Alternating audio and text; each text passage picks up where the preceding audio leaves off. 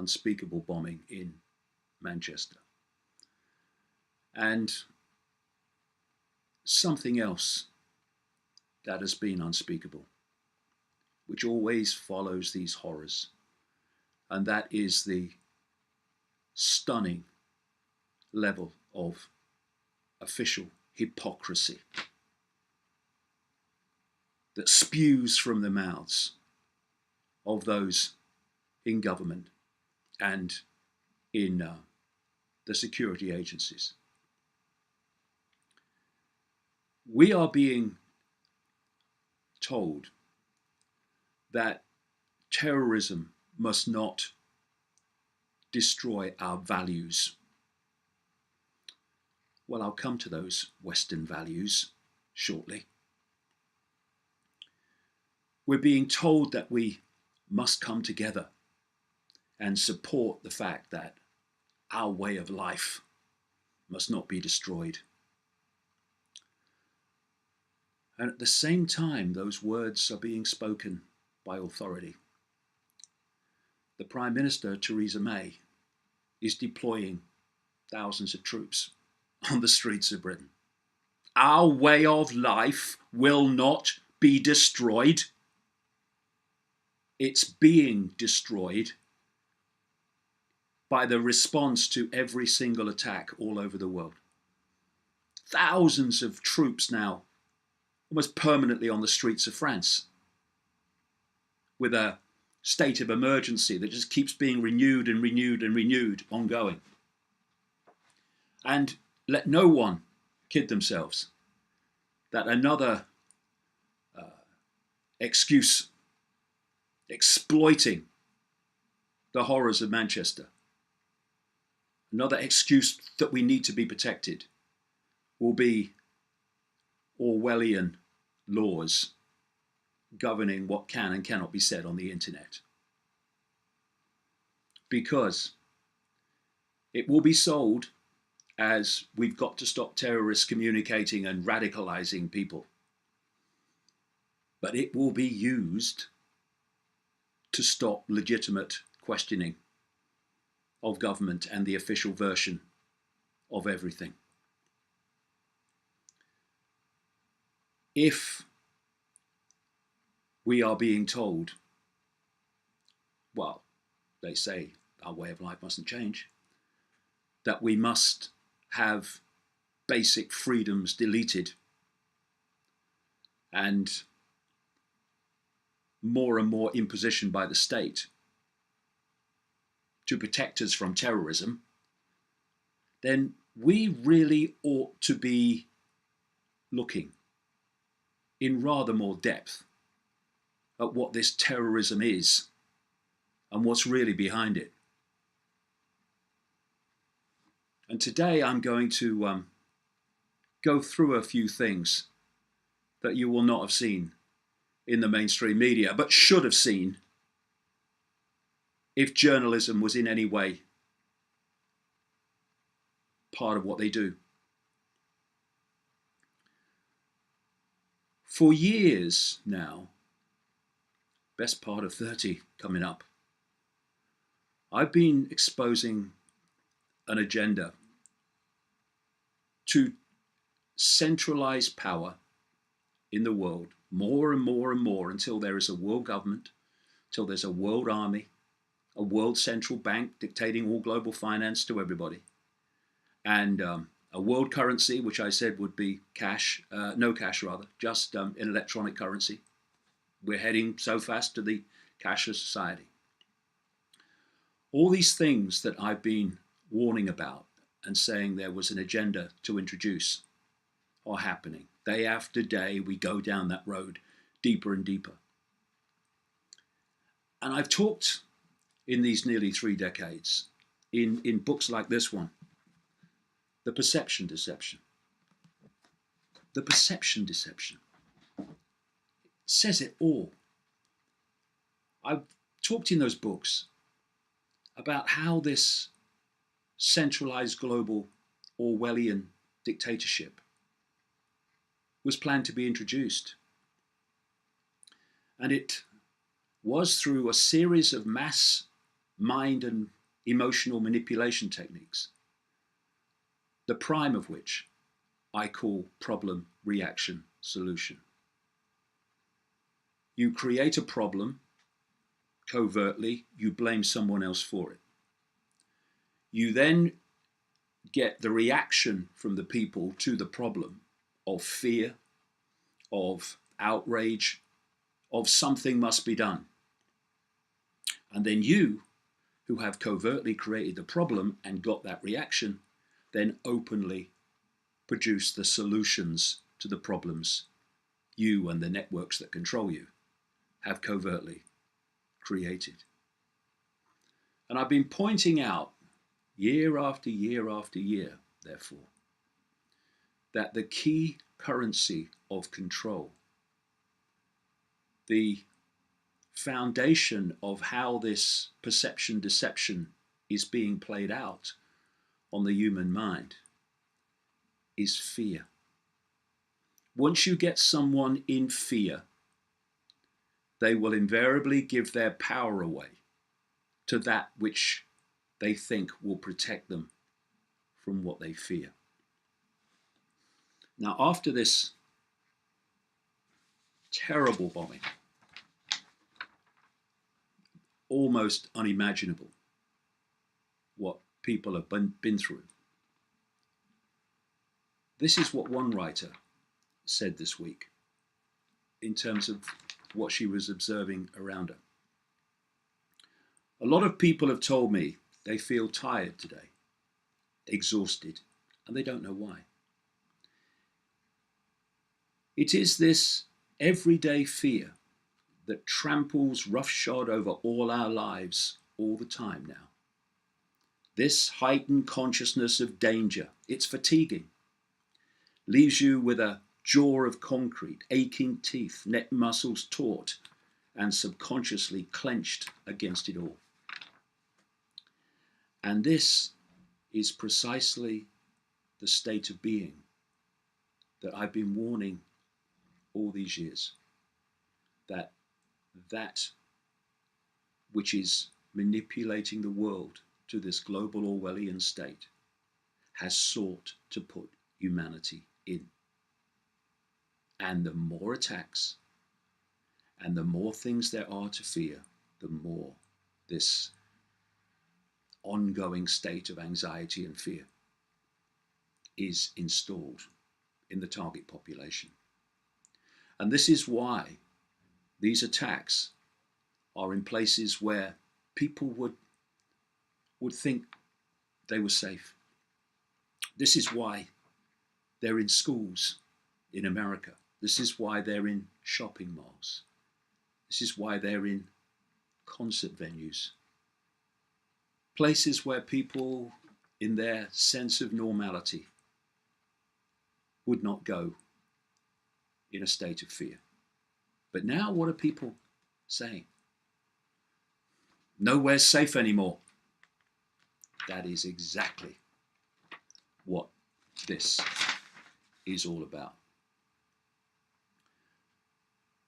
I've been saying that the plan is to create a eventually global military police force where the two are fused together under one command.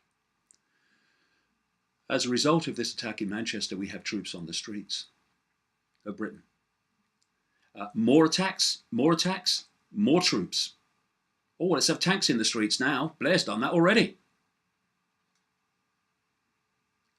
And the same in France.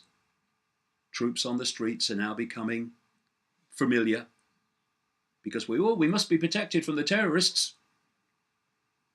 So then you ask the question again. Who's really behind the terrorists?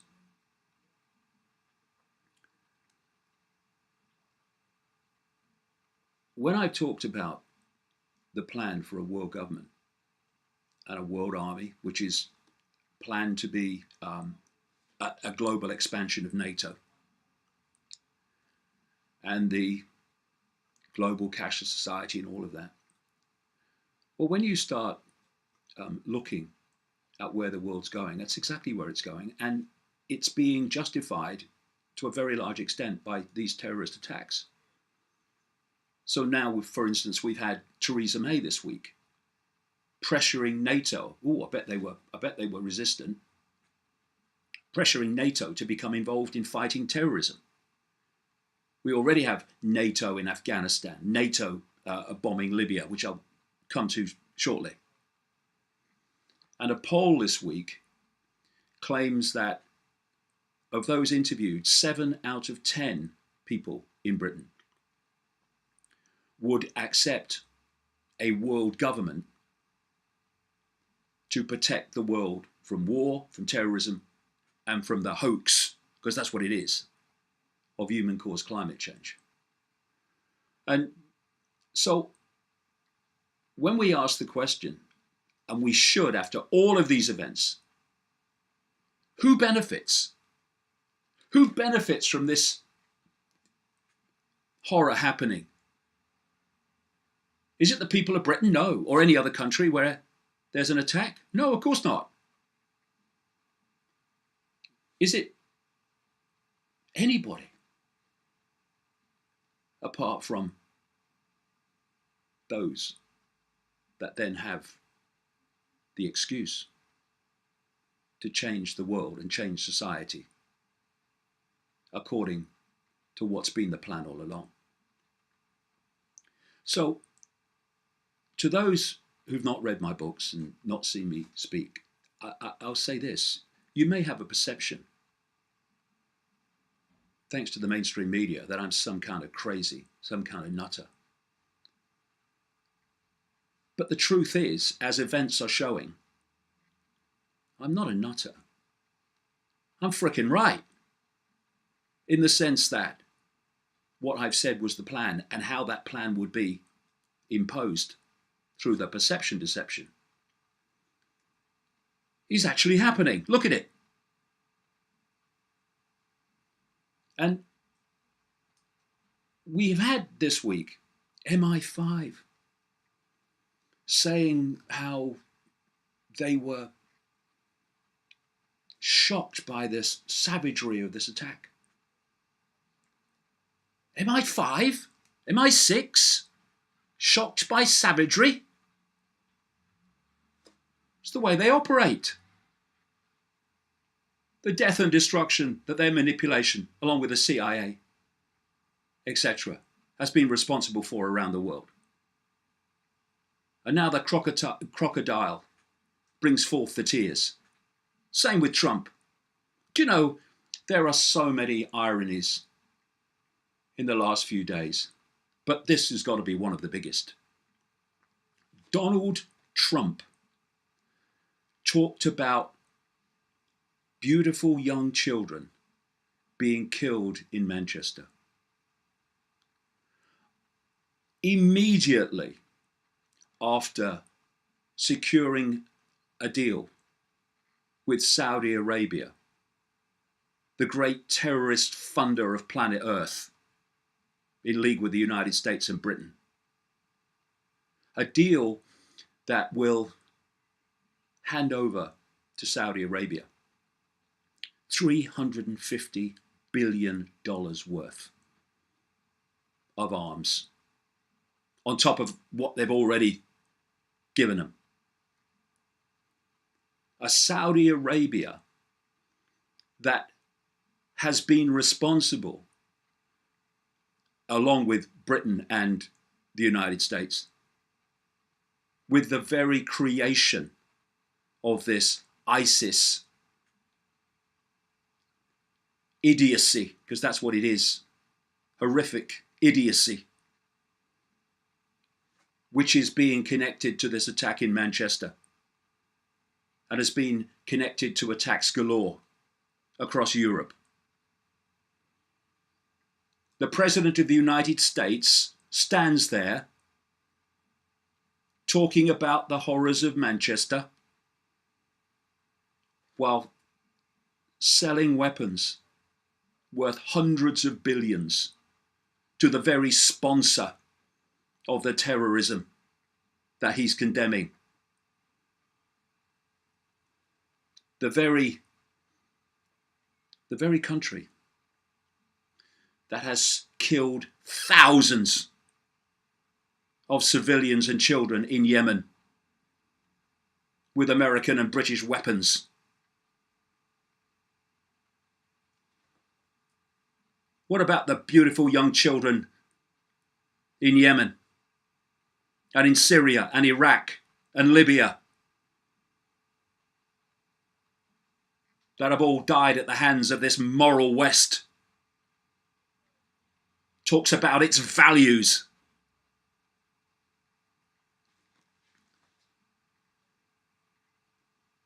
And even the very foundation of the version of Islam on which this ISIS is based comes lock, stock and barrel from Saudi Arabia. When people talk about radical Islam, what they're talking about is a perverted version of that faith called Wahhabism, which was created by a man called Muhammad al-Wahhab in the 18th century in league with Mohammed bin Saud, the founder of the Saudi dynasty.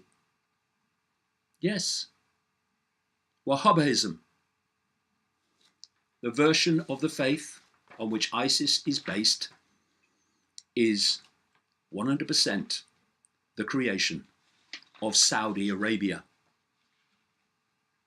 That's just been given £350 billion worth of arms. If you look at the two, ISIS and Saudi Arabia, there's only one in the list that is different. ISIS is called a US enemy. Saudi Arabia is called a US ally, and a British ally, of course. Everything else on the list is identical between Saudi Arabia and ISIS. Authoritarian, fundamentalist, oppresses women and minorities, destroys human rights, uses corporal punishment, regularly tortures people, regularly beheads people.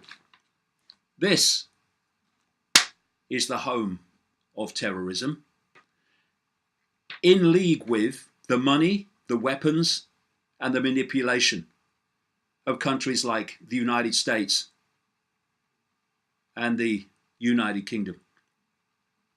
The countries with their presidents and their prime ministers like Theresa May, who stand up after these horrors and pontificate about our values and how our way of life must not be destroyed. Get them troops on the streets quick.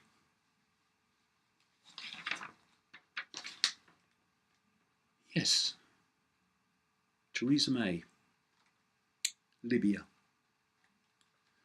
I've exposed in great detail in the books and in this world tour and before how the list of countries that are being targeted in the Middle East, Iraq, Libya, Syria, are all on a list. Iran's on the list as well. That's why they're turning everything on Iran now. North Korea was on the list as well. That's why they're turning on everything on North Korea. It was a list created in the year 2000, or at least then, obviously goes back further, of countries for regime change. And under different presidents and different prime ministers, that list is being ticked off. And one of them, of course, was Libya. And the man who is being blamed for this bombing in Manchester comes from a family, a Libyan family, who fought against Gaddafi, Colonel Gaddafi. And I've explained many times before that what they did in Libya, what they did in Syria too, but what they did in Libya is they armed, funded and trained rebels, mercenaries, people that didn't like Gaddafi, to get rid of him, to start attacking government targets in Libya. And that was fine, no one said a word. And then when Gaddafi responded to those attacks, it was he's killing his own people. So we've got to send NATO in and bomb the innocent to protect them from terrorism, to protect them from Gaddafi. During this period where the British and the Americans were orchestrating these rebels to attack Gaddafi, because he was on the list for regime change going way back,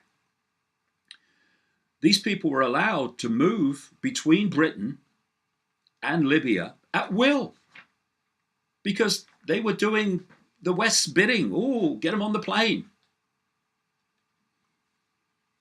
Which included the family, the father of this guy who's named as the bomber in Manchester.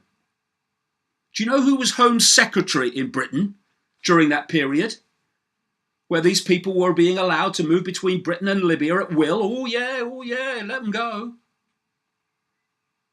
Theresa May. The Prime Minister today, who says we must protect our values, and put troops on the streets. And I'll give you another example of how this works. This is a former French minister for foreign affairs called Roland Dumas, speaking on French television, and he's talking about Syria, which the way they did Syria was a mirror of the way they did Libya. He said, I'm going to tell you something. I was in England 2 years before the violence in Syria on other business. I met with top British officials who confessed to me that they were preparing something in Syria. This was in Britain, not in America. Britain was organising an invasion of rebels into Syria. They even asked me, although I was no longer Minister for Foreign Affairs, if I would like to participate. Naturally, I refused. This operation, he says, goes way back. It was prepared, preconceived and planned. And so was the one in Libya, which involved the family of this bomber. This is what's going on. And where now are Boy George Bush, Barack Obama, Tony Blair, David Cameron, who were all leaders in Britain and America as these countries were picked off and this mass slaughter of the innocent unfolded? Where are they now? They're making speeches, being paid a fortune for them. They're standing up and saying, we must protect our values. We have got to wake up, human race. We have got to wake up to what's going on around us, because it ain't what we're told is going on around us. See, problem, reaction, solution is being played on us all the time. And in terms of these terrorist attacks, two things happen in relation to official involvement in them. One is those where the security networks actually do them. And this is possible where you have a gunman with a mask on, camouflage from head to toe, commits his horror.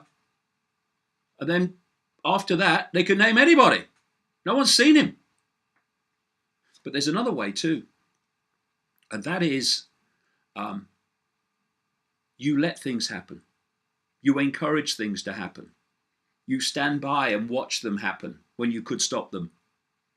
Again and again and again, including what has happened in Manchester. In America, throughout Europe, you hear after these events, oh, the terrorist was known to the security services. Yes, I bet they bloody were.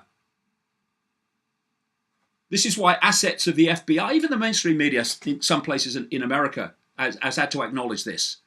There's so many times these terrorist events and school shootings and what have you in America are carried out by assets or informers or people close to the FBI.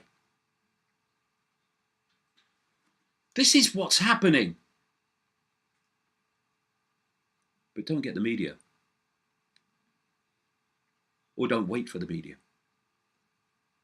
to tell you, because they won't. There was an extraordinary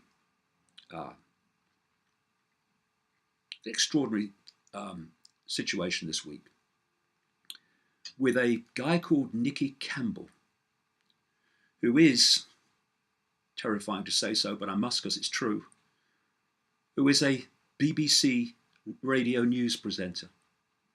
And he was in Manchester talking to somebody, and he told the story of two Muslim men who came up to him after the bombing and said, the government did it. And he was incredulous that anyone could not have trust in government so much as to even think that. And he said, I kid you not, he said, what has happened to critical thinking? Why didn't these two men have the ability, basically, for critical thought? They said the government did it. The government is a very big word and a very vast spectrum of agencies. Doesn't mean Theresa May did it, but that it was done by those deep in the shadows, or allowed to happen by those deep in the shadows, so that the problem can be offered a solution that takes us further down this road to Orwellian global dictatorship. Unfortunately, so-called journalists like Icke Campbell had their ability to critically think removed at birth. And they're like a firewalled computer. They simply cannot compute that agencies that condemn terrorism could be the agencies that are behind it to provide the excuse to change society as a result of the terrorism. And then we had also this week Shami Chakrabarti. I say, equally terrifyingly, that she was once head of an organisation called Liberty, which claims to campaign to protect freedom.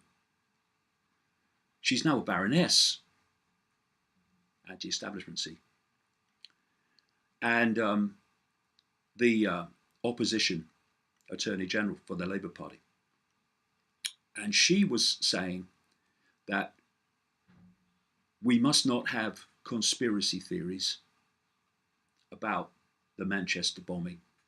We must all just come together in unity. In other words, shut up and just accept the official story. This is why the genuine, and there's a lot of it that's not, alternative media is necessary to ask the questions and make the points that these people will never do. And one of the targets, using the excuse of Manchester and other bombings, is going to be to censor the alternative media and the alternative view, the alternative questioning, using laws to stop the terrorists.